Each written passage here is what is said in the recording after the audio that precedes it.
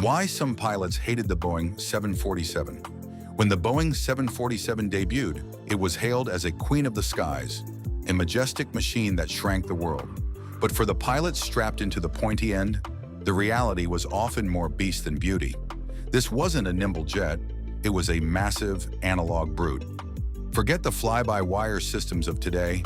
Flying the 747 was a physical workout. The controls required raw muscle, especially during heavy maneuvers or in turbulent weather.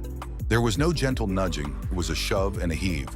Pilots joked that you didn't fly the 747, you negotiated with it. And the cockpit itself? It was a labyrinth of dials, gauges, and switches, a wall of steam that required constant vigilance.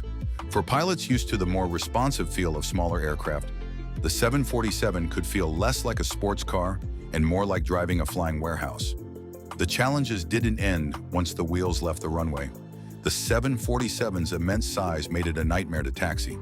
Pilots had to constantly be aware of where the heck their landing gear was, snaking through tight airport aprons, terrified of clipping another aircraft or a piece of ground equipment. But the most infamous gripe was the Boeing tilt, or Dutch roll.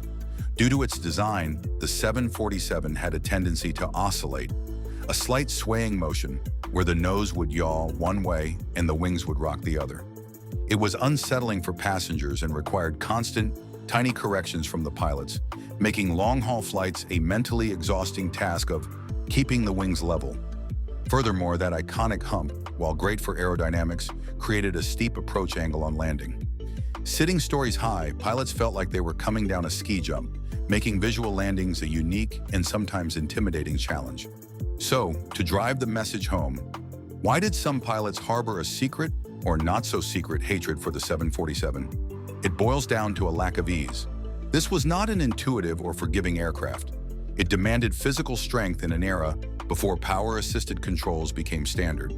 It demanded extreme mental focus to manage its complex systems and inherent flight characteristics, like the Dutch roll.